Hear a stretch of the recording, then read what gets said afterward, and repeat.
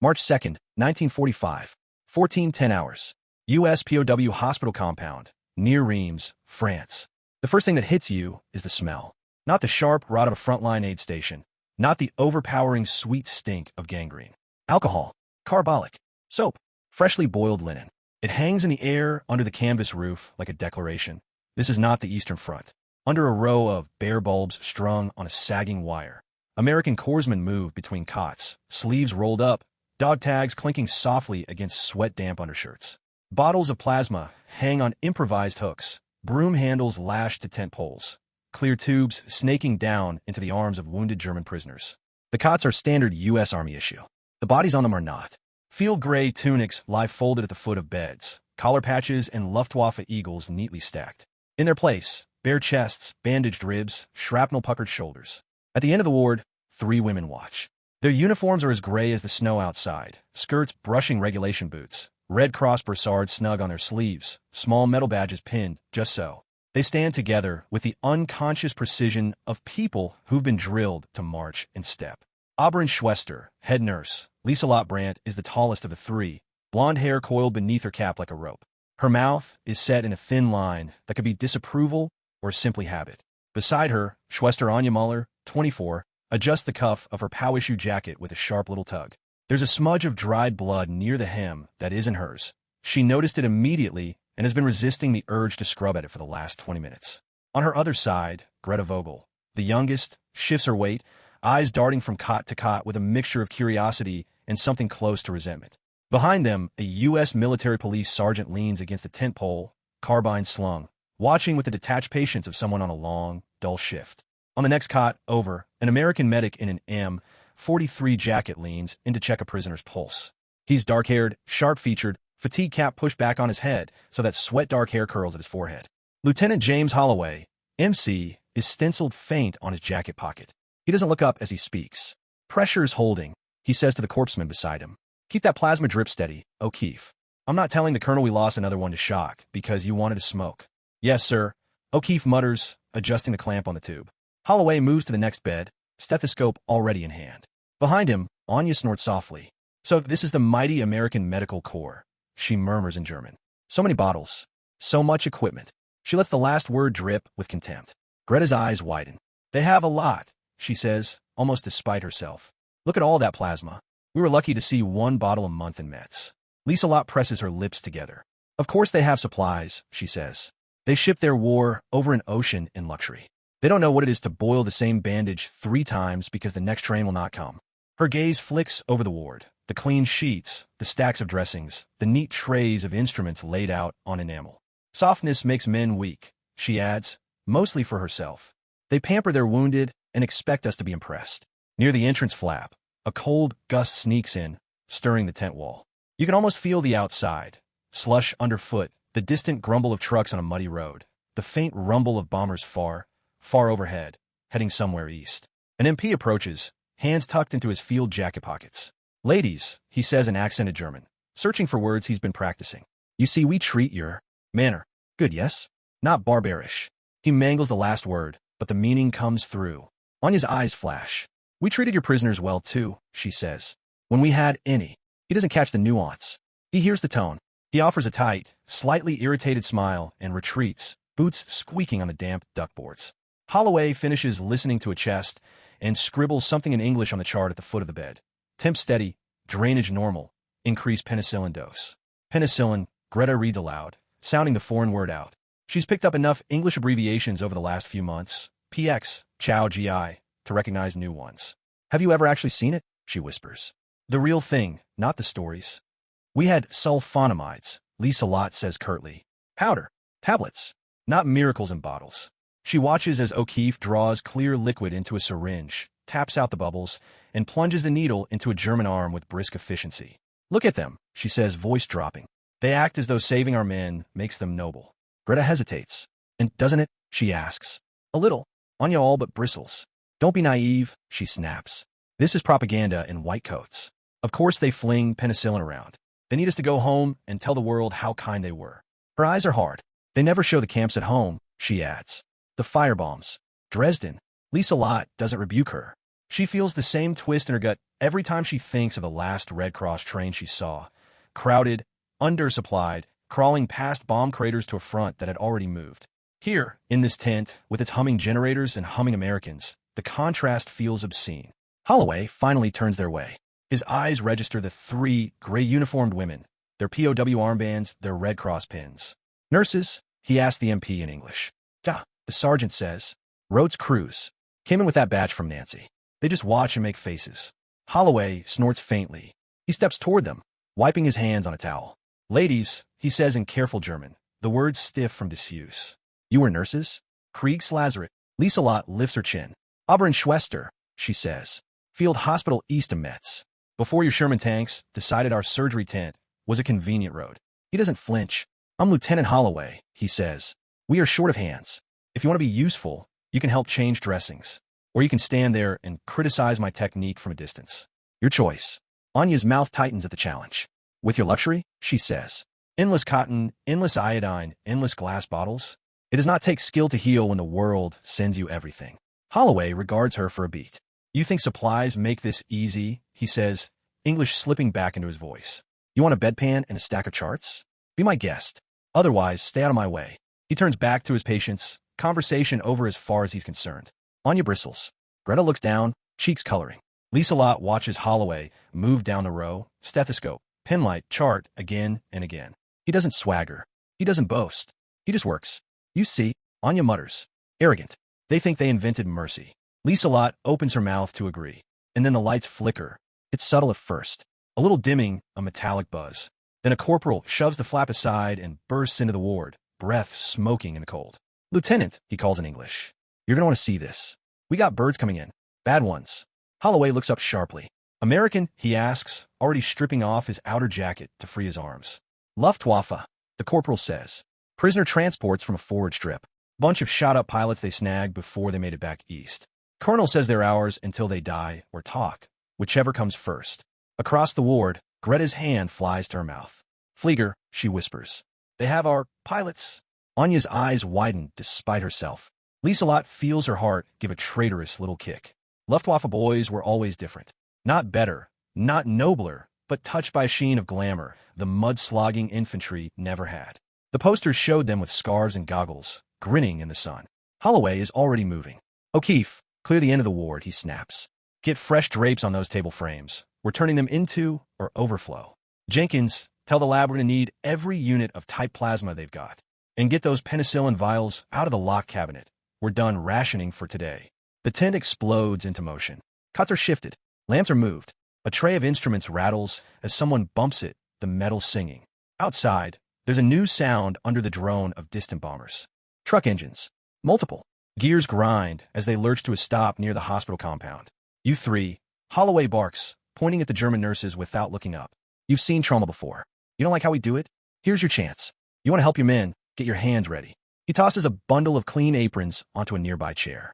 They land in a cloud of starch and faint soap. Anya stares at the white cloth like it's an accusation. Fumiko equivalent Lieselot hesitates only a fraction of a second. There are boys, Greta whispers. No matter whose tent they're under. Outside, the loading bay doors slam open. Stretcher bearers shout. You can almost see it even before the first figure appears in the doorway. Flight jackets stiff with frozen blood, oxygen masks hanging, boots dragged instead of marching. German Red Cross nurses came into this tent eager to roll their eyes at soft Americans and their civilized war. In the next few minutes, under bare bulbs and the smell of alcohol and hot metal, they're going to watch something no propaganda lecture ever prepared them for. U.S. surgeons bending over Luftwaffe uniforms. Not to cut them down, but to keep the men inside them alive. The first stretcher bangs against the wooden frame of the door, canvas swinging. A man's arm dangles off the side, fingers streaked black with oil and dried blood. The Luftwaffe eagle on his sleeve is smeared, half obscured, as if the war itself has tried to rub it out. Easy, easy. A U.S. corpsman snaps, guiding them through. Watch the 4 lines, damn it. There are no 4 lines yet. He's thinking ahead. Behind the first stretcher comes a second, then a third. A line of them, shoulders and boots in gray-blue flight jackets, goggles still hanging around some necks like charms that didn't work. Greta clamps her hand over her mouth. They're boys. Not much older than the Americans carrying them. Not much older than the wounded infantry she's seen under flares on cold nights. Get him on the end cots. Holloway shouts. Tag anything with a chest wound and bring it straight to me. Abdomen, we'll triage in the corner. If the belly's rigid and they're cold, we don't waste time. Head wounds go under the brightest lamps. I want pupils checked twice before anyone declares a lost cause. He's already rolling up his sleeves as he talks, veins standing out under pale skin. The MP sergeant backs up, giving space eyes wide. He's used to guarding fences, not watching men be peeled open. Anya stands frozen. This isn't the neat, staged emergency drill from the Reich training films. This is chaotic, bloody, raw.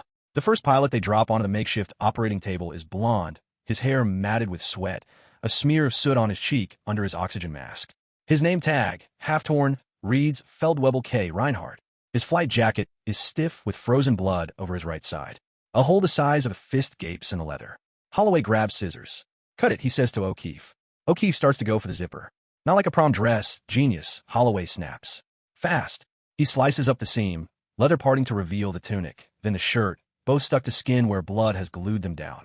Greta hears a wet sound as cloth peels away from flesh. She sways. Lieselot grabs her elbow, steady. You've seen worse, she murmurs in German. On our own tables. Not with all this, Greta whispers back, eyes flicking to the waiting trays, clamps, scissors, needle holders, already laid out. Bottles of clear fluid. Rubber tubes. Shining needles.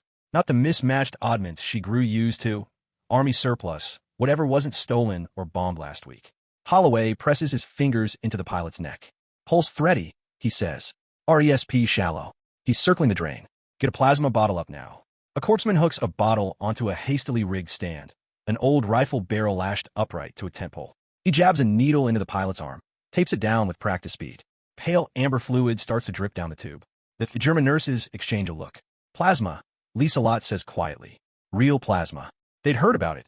Rumors of Allied whole blood, of rivers of it flowing into wounded men while theirs lay dry. Right in front of them, the rumor is dripping into a Luftwaffe arm. Schwester, someone barks. It takes a beat for Anya to register that the voice is talking to her. Holloway is looking straight at her, eyebrows raised. You know how to handle a retractor? He asks. English, then, realizing, halting German.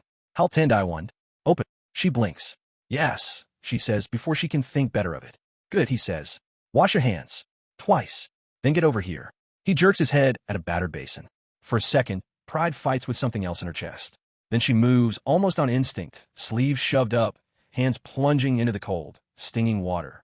The American soap smells of unfamiliar chemicals. It foams more than she expects. She scrubs like she's trying to erase the tremor in her fingers. Lieselot hesitates a heartbeat longer. Then she follows. By the time they come to the table, the tent has narrowed to a pool of light. Bare bulbs dangle overhead, throwing harsh white circles on the pilot's exposed chest and the blue veins pulsing in his neck. His eyes flicker open. He's young, bluer than the Luftwaffe collar patches. He sees the blonde Oberon in her gray, the American in olive drab, the shadow of penicillin vials on the tray. His lips move. Mutter, he whispers. No, Lieselot says softly in German, stepping into his line of sight. Just stubborn nurses. Hold still. She takes the retractor Holloway thrusts at her. The metal is heavier than the one she used back home. Better steel, she thinks, and resents it. Holloway doesn't see the resentment. He's already following the line of the wound with his gloved fingers. The pilot's right side is a mess, shredded tissue, a broken rib like a jagged white finger, blood pooling under the skin. Through and through, he says. Entry low, exit high. Lucky bastard. If that fragment had gone 2 centimeters over, we'd be scooping his lung off his spine. Lucky. The word sounds obscene in this setting. He glances at Lieselot. You hold here, he says, placing her hands, forcing the wound open so he can see. Don't slip. If you get tired, you tell me. She stiffens. I will not slip, she says. Greta stands at the pilot's head, suddenly in charge of the most vital job of all, making sure he doesn't thrash off the table. Holloway nods to a second surgeon who's just arrived. Captain Robert Stein, short, dark-eyed, round glasses fogged at the edges. You take the next one, Holloway says. Lacerated abdomen, nasty. I saw the stretcher. I'll stabilize this one and meet you on the other side. Got it, Stein says, already pulling on gloves. The war morphs. The quiet rows of cots become triage stations. Tables meant for folding blankets become operating platforms. Enamel bowls ring with the clink of instruments. Greta hears one of the Americans mutter under his breath as he threads a needle with trembling fingers. 16 hours, Holloway, the man says. Like Anzio all over again. Holloway grunts. We're better stocked than Anzio, he says. And they're better off than we were. We got penicillin this time. He doesn't look at the German nurses when he says it. He doesn't have to. They feel the words land. In 43, they lost men to infections they couldn't stop, watching red streaks crawl up limbs like something alive. Here, Holloway picks up a syringe of clear liquid and says, almost casually, hit him with 40,000 units, once we're done in there. 40,000 units. Given like a footnote. Anya swallows hard. He's got air in the chest, Holloway says as he probes. We need to get that out before it crushes his lung. Suction. The corpsman moves. Anya falls into the rhythm without thinking. Hand, clamp, sponge, retractor. Blood slicks the gloves, turns the gauze vivid. The pilot groans once, low and strangled. Stay with me, Flieger, Holloway says, in English, but the tone is universal. I didn't miss 2 nights of sleep to have you quit on the table. The German nurses share a quick, startled glance. He talks to them like they're his men, not expendable prisoners. Men. The hours blur. You can almost feel the clock hands grinding forward as the sun outside slips down and the bulbs inside burn hotter. They open 3 pilots' chests. They patch 1 liver, cursing the darkness of the blood and the slipperiness of torn tissue. They amputate 1 arm that was more shrapnel than flesh, Stein cutting through bone while Walker-equivalent nurses, American and German both, steady the stump and press fresh pads against spurting arteries. Greta vomits once, quietly, into a bucket between cases, then rinses her mouth and goes back to holding a lantern closer when the generator hiccups and the main bulbs flicker. Each time, O'Keefe squeezes in with another plasma bottle, tubing clicking on in needles with that peculiar soft snap sound. Next one. Stein barks at one point, voice hoarse. We're losing the light. You lost that hours ago, Bob, Holloway says without looking up. What we've got now is stubbornness and a questionable generator. At some point, Lieselot's shoulders begin to shake. Not from emotion, from fatigue. Her arms ache from holding retractors, muscles burning. She doesn't let go. Holloway notices. Trade out if you need to, he mutters. We got other hands. I'm fine, she says through gritted teeth. He glances up, eyes flicking over her face. For a fraction of a second, American surgeon and German Oberon regard each other over the open chest of a Luftwaffe pilot. No slogans, no lectures. 2 professionals, bone-tired and unwilling to admit it. He nods once. All right, he says. Keep 'em open. I think I can save this long. Outside, evening comes. It doesn't matter. Time in the tent is measured in heartbeats and sutures, not sunsets. The MP's sergeant, forgotten in a corner, watches as the man he's supposed to be guarding prisoners from pushes himself further and further past any sane shift limit for the sake of those prisoners. At the 12-hour mark, someone tries to make Holloway eat. He takes half a sandwich, chews without tasting, never leaving the table. At 14 hours, even Anya's scorn is burned off. Her hair sticks to her forehead under the cap. Her fingers cramp each time she ties a knot. She's seen German surgeons work themselves to the edge before, but never with this relentlessness. And never on enemy men. At 16 hours, the generator hiccups one more time. The lights dim, then surge back. Under their glow, on the 3rd table, Holloway leans back at last, blood spattered up his M43 jacket to the collar, eyes burning red in his exhausted face. Last tie, he says quietly. He snips the suture. The pilot's chest, Feldwebel Reinhardt, rises and falls, shallow but steady. Plasma still drips. Penicillin waits in a syringe on the tray. Holloway peels off 1 glove, flexes stiff fingers, and presses 2 fingers against the pulse in the man's neck. He waits. He feels it. He lets out a long, shaky breath. All right, he croaks. That'll hold. Someone write it down before I forget what I did. He turns. His gaze meets Lieselot's, then Anya's, then Greta's. The look in their eyes is not the mocking disdain from hours ago. It's something closer to shock, like they've just watched a magician pull a dove from a helmet and realize the trick cost him blood. Outside, somewhere beyond the blackout curtains, the war grinds on. Inside this tent, under humming bulbs and the stink of alcohol and sweat, 3 German Red Cross nurses have just seen 16 hours of soft American medicine poured, not into GIs, but into the bodies of Luftwaffe pilots they'd already written off. They'd been told Allied mercy was a lie. Now, with their own hands aching from holding wounds open while American sutures stitched them closed, that lie is bleeding out on the floor with the rest of the day's waste. And as Holloway reaches for the penicillin syringe, Lieselot feels an unfamiliar, unwelcome thought push in her mind. If this is propaganda, why does it look so much like exhaustion? Morning and night mean nothing in that tent. What tells you the shift has ended is not a clock, but the way your hands stop obeying. Lieselot doesn't notice when they move Reinhardt off the table. One moment she's holding the retractor, the next a corpsman is gently prying it from her fingers. We've got him, he says in slow German. Sie können gehen. Rest. She blinks. Her shoulders feel like they've been poured full of lead. Her cap is askew.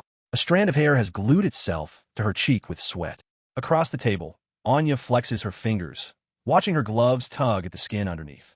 Greta stands back from the third table, lantern still in hand, light trembling as her arm shakes. They look less like prisoners now, more like what they were before capture. Hospital staff at the end of a brutal night. On a side table, the instruments lie in bloody disarray. Someone's already dumping them into basins, the clang of metal muffled by fatigue. Holloway strips off his gloves. His hands are pale where the blood hasn't stained them, knuckles reddened from scrubbing. He leans back against the table for a second, eyes closing. Status? Comes a new voice from the tent entrance. The canvas flap lifts. A tall man steps in, collar tabs and silver leaves catching the light. Lieutenant Colonel Arthur McKinney, MC, CO of the POW hospital, radiates, "I should have retired before this war, mixed with I'll be damned if it beats me first." He takes in the scene in one sweep. Tables, pilots, nurses, blood. Holloway straightens, too tired to come fully to attention. "3 major thoracic, sir," he says. 2 abdominal. 1 we lost on the table. Massive liver fragmentation, no chance. 1 traumatic amputation, stump clean, we've started penicillin on all of them. McKinney's gaze flicks to the German nurses. His brows nudge upward. "And our guest assisted?" he asks mildly. "From first cut to last stitch," Holloway says. "Better than most of our new orderlies." He doesn't say it as a compliment, just a fact. Anya bristles anyway. Greta actually look a little pleased, then immediately guilty about it. McKinney steps closer to the nearest bed. Reinhardt lies there, face slack with morphine, chest bandaged in pristine white. The only hint of his Luftwaffe status is the strip of torn flight jacket folded on the bedside table with his name tag on top. The colonel presses 2 fingers to the young man's neck. "Lung sounds?" he asks. "Holding," Holloway says. "If he doesn't get septic." McKinney glances at the empty penicillin vials in the discarded tray. "We're down to 2 days' supply after this," he says. "You know that?" "Yes, sir," Holloway says. "You know we've got our own boys coming in from the Rhine crossings." "Yes, sir." McKinney's gaze could bend metal. "And you use it anyway," he says. Holloway meets his eyes. "Yes, sir," he repeats. "I did." The colonel holds a stare for a beat. Then he nods just once. "Follow the Geneva rules, or we might as well be the ones in those beds," he mutters. "Write it up in your report. I'll explain it to division." He turns to go, then pauses. His eyes land on Lieselott's Red Cross brassard. "You were with them?" he asks in English, then shifts to slow, accented German. "Sie sind Schwester." "Yes," she says, voice rough. Her throat scratches. Her whole body feels scraped out. "Front hospital. East. Then Metz." McKinney studies her for a moment. He's seen their type in journal articles and war reports. German nursing leaders talking about duty and sacrifice and steel discipline. He looks past her at the blood drying on the floor. "Well," he says, "you kept my surgeons from dropping. For today, that makes you part of my staff, Aubryn. Don't let it go to your head." He leaves. The flap falls shut behind him. For a second, the only sound is the soft drip of plasma and the distant rumble of a truck somewhere outside the compound fence. Anya lets out a bark of bitter laughter. "Part of his staff," she says. "Tomorrow we go back to being what? Exhibits of Allied mercy." Her tone sharpens the air. Holloway exhales. "You hungry?" he asks, cutting across the sarcasm. They blink at him. He nods toward the end of the ward, where a small table holds a coffee urn and a tray of something resembling sandwiches. "Chow line for the walking wounded and the idiots who forgot to eat," he says. "You're in both categories." Greta's stomach growls loudly enough that everyone hears it. Her cheeks flush. "We will eat later," Lieselott says automatically. "After we..." She stops. "After what?" "After they return to their barracks and pretend they didn't just help an American stack his operating log with German names." She hears herself say something that would have shocked her 12 hours earlier. "We will eat now," she says. Anya stares. Greta doesn't wait. She practically staggers toward the table, hand closing around a tin cup, the smell of coffee, burnt and heavenly, curling up to meet her. Holloway watches them go. He rubs a hand over his face, smearing a line of blood across his cheek without noticing. O'Keefe elbows him lightly. "Doc," he says quietly, "you know you just did more propaganda for Uncle Sam in one night than a year of leaflet drops." Holloway makes a face. "I didn't do it for Sam," he mutters. "I did it because I'm not letting men die on my table if I can help it, no matter what flag was on their jackets last week." Anya, cup in hand, hears the tail end. She glances over her shoulder. "What did he say?" she asks Greta. Greta swallows coffee that's too hot, coughs, eyes watering. "He said he does not care about the flag." She translates in halting German. "Only the man." Lieselott takes a sandwich. The bread is soft and stale at the same time. The meat inside is some kind of processed mystery, but it's food. She takes a bite. Her jaw works. "Do you believe him?" Anya asks, voice low, sharp around the edges. They've all seen men pretend to be noble in front of witnesses. Lieselot thinks of the 16 hours, of the way Holloway didn't leave the table except to scrub, of his voice, hoarse but steady, when he told a corpsman to change a dressing on a man who'd never salute his flag again, of his argument with his own colonel about penicillin for prisoners. She swallows. I believe he believes it, she says. It's as far as she can go. Greta stares at her sandwich. Back home, she says softly, they told us the Americans were decadent. Soft. That they fought from a distance and only came in at the end to take prisoners and photographs. That they would treat our wounded only as show. She gestures weakly toward the tables. That did not feel like a show. Anya glares at the floor. It is easy to be generous when you are rich, she says. When you have plasma and drugs and generators and endless cotton. They didn't have to choose which man to save because they were out of bandages. Her voice shakes despite her attempt to keep it level. And yet, Lieselot says he did choose. She nods toward Reinhardt's bed. He chose not to let him die, even when his superior reminded him he had his own boys to think of. Anya's fists clench. Perhaps he wants Reinhardt to talk, she says. To give them radio codes. Flight plans. It's not mercy. It's maintenance. Keeping the machine running. She sounds like she's trying to convince herself. Greta wipes her mouth. And you? She asks, looking at Lieselot. Why did you hold the retractor? Why did you not step back? The question lands like a stone in a pond. Lieselot stares down at her hands. They're still trembling a little. Not from fear. From exertion. She sees again the pilot's face when he murmured, mutter. The way his pulse fluttered and then steadied under Holloway's fingers. The way the penicillin vial looked against the enamel tray. Clear, potent, decisive. Because he was mine, she says, the words pulled from somewhere deeper than pride. Whether I wanted to admit it or not, he was my patient. They brought him to our side of the barbed wire. And then, he was mine. She glances toward the tent flap, where a strip of gray sky shows. And because, she adds quietly, I wanted to see if the stories were true. What stories? Greta asks. About penicillin. About plasma. About American miracles, Lieselot says, almost spitting the last word. I wanted to see if the Allies really would do for our boys what we could not do for theirs at the end. Her jaw tightens. I did not like the answer, she admits. The tent goes very still. When they step back into the ward, the Luftwaffe pilots lie in their cots like a line of exhausted statues. Bandages clean. Drips steady. Faces slack with drugs and fatigue. Reinhardt stirs. His eyelids flutter. Lieselot is at his bedside before she can think. Feldwebel, she says softly. Can you hear me? His eyes crack open. They struggle to focus. Krankenhaus, he mumbles. Are we in Germany?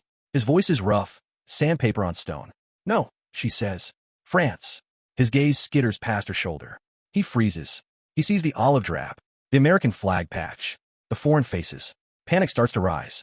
He tries to lever himself up. Pain slams into his chest like a hammer. He gasps. Lie still, Lieselot snaps, her tone snapping into command out of habit. You'll tear the stitches. Stitches, he whispers. He looks down, sees the bandages, the 4-line, the plasma bottle, hears the murmur of English around him. His eyes fill. We were hit, he rasps. I thought that was it. Not yet, she says. He tries to form a question. Did our doctors? He begins. Lieselot hesitates. She can say it was all German hands that saved him. She can pretend the Americans just lent the room. Her mouth shapes a different sentence. The man who cut you open was American, she says. He worked very hard. The pilot stares at her. The idea doesn't fit anywhere in his head. Why, he asks. It's not accusatory. Just lost. Because he's a doctor, Lieselot says finally. And you were on his table. He turns that over, eyes flicking to Holloway, who's slumped on a stool a few beds down, head in his hands, looking less like a victor and more like a man who left too much of himself inside other people's ribs. Reinhardt swallows. Then I owe him, he starts. He can't finish. Gratitude tastes like betrayal when you've been fed only one version of the enemy. Lieselot knows the flavor intimately. She pats his shoulder, then straightens. Across the ward, Anya watches the exchange. Her scorn has drained away, leaving something rawer. Not admiration. Not yet. But something closer to respect. Or at least reluctance to dismiss. What will you tell them? She asks Lieselot quietly, once Reinhardt drifts back under the soft blanket of morphine. Who? Lieselot says. When we go home. Anya says. If we go home, what will you tell them? At the reunions. In the letters. In the clinics that survived. When they ask, how did the Americans treat you? Greta looks between them, holding her breath. Lieselot glances at the rows of cots, at the American corpsmen changing dressings on German prisoners, at the penicillin chart on the wall with names in 2 different handwriting styles. I will tell them, she says slowly, that they did not match the picture. She pauses. And that, she adds, is harder to live within if they had. The tent hums with the generator's low growl. Outside, trucks rumble. Somewhere far off, artillery thumps. The war is still raging. But inside this POW hospital, under sagging canvas and bare bulbs, 3 German Red Cross nurses have just watched their contempt run headlong into 16 hours of American exhaustion. And contempt lost. May 1946. Civilian Internment Screening Center near Stuttgart. The war is over, but the rooms still smell like it. Disinfectant, damp wool, cigarette smoke.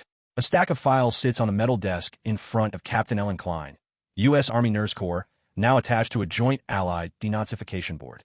Her uniform is crisp, her eyes not. She flips open the next folder. Brandt, Lisa Lott, she reads. Age 36. Former Oberschwester, German Red Cross.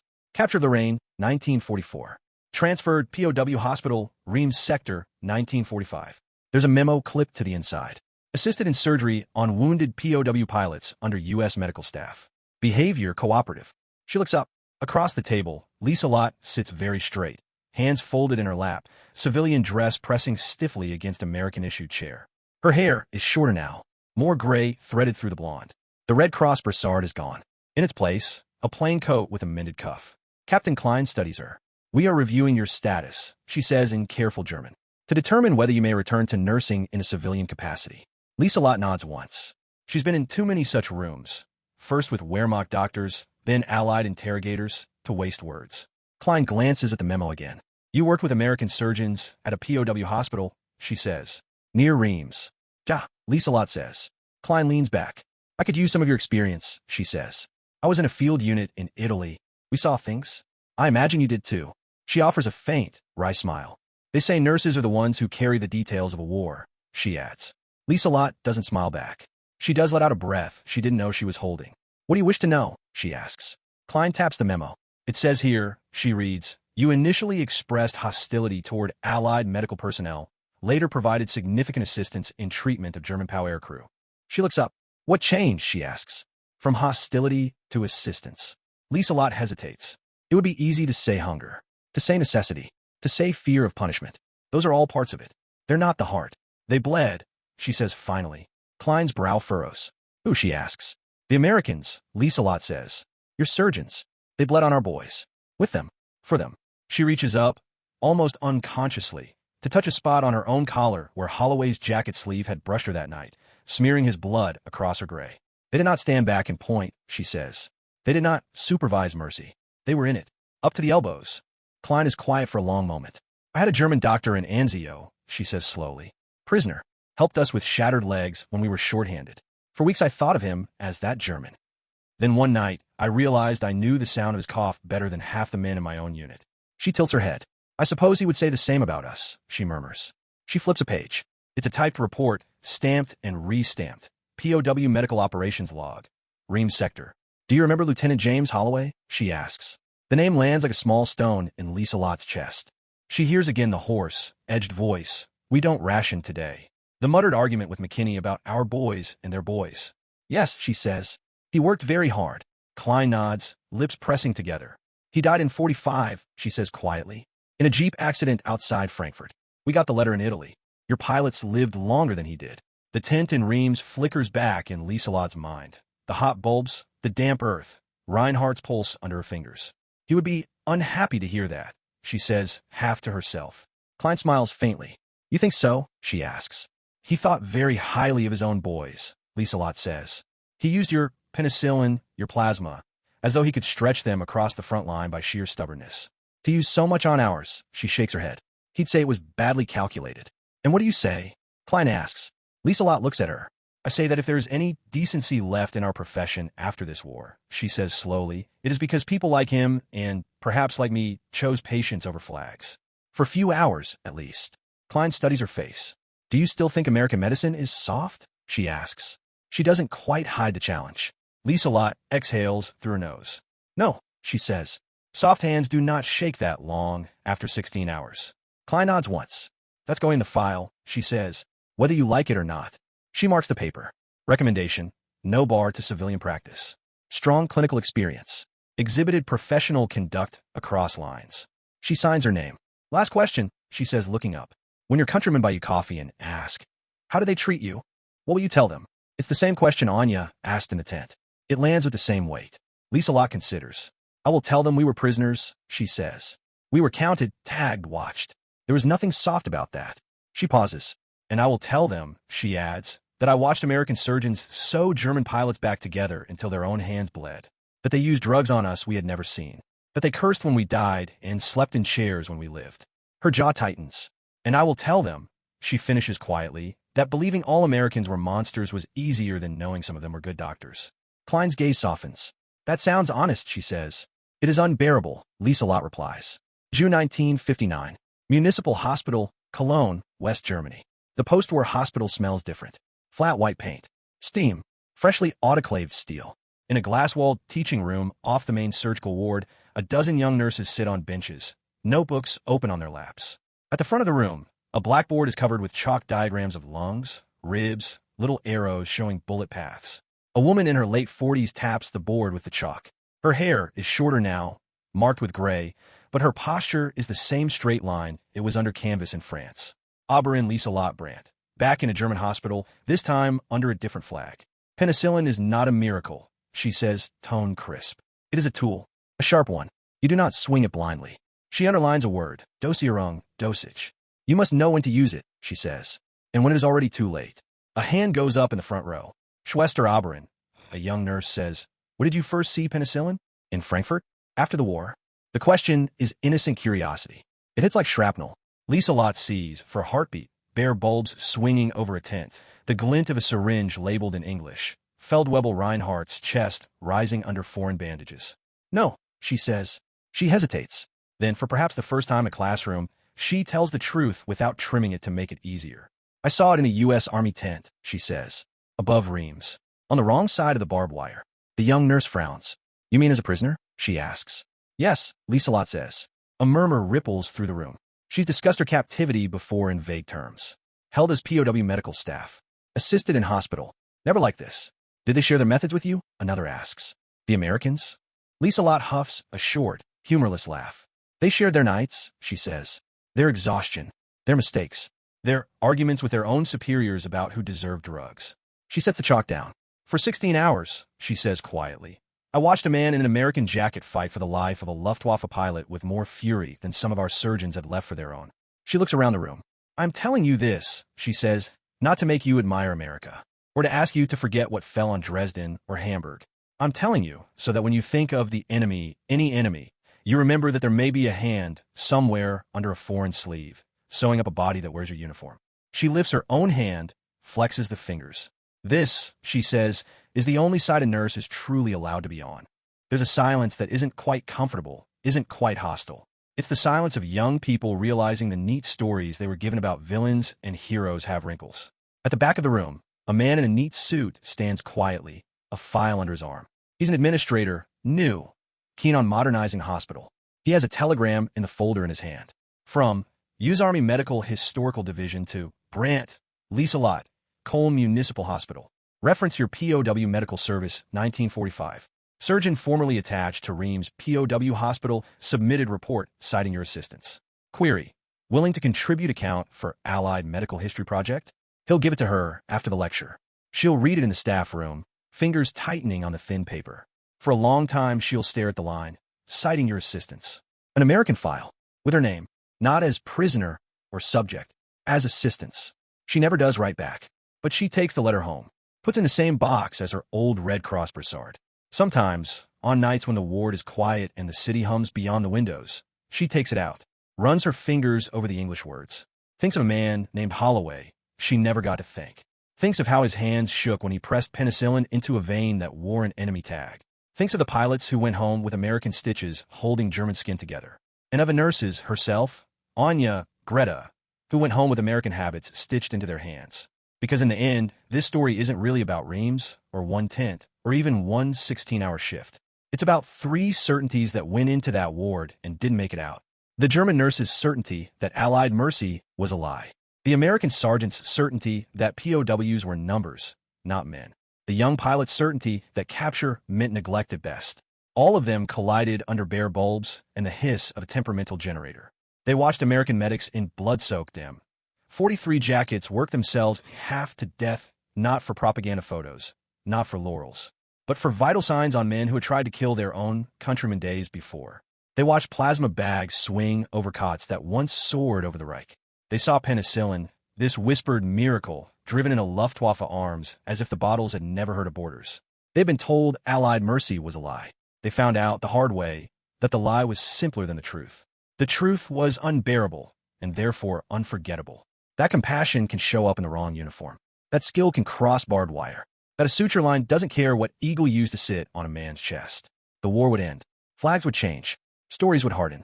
But somewhere on both sides of the ocean, there would be people, an exhausted American surgeon in a VA waiting room, a German Oberon in a teaching hospital, who carry the same flickering memory. The night German POW nurses mocked soft American medics and then watched those medics save Luftwaffe pilots with every tool they had until nothing was left in their hands but shaking fingers and a question: what we do with mercy we weren't supposed to see? Yendi.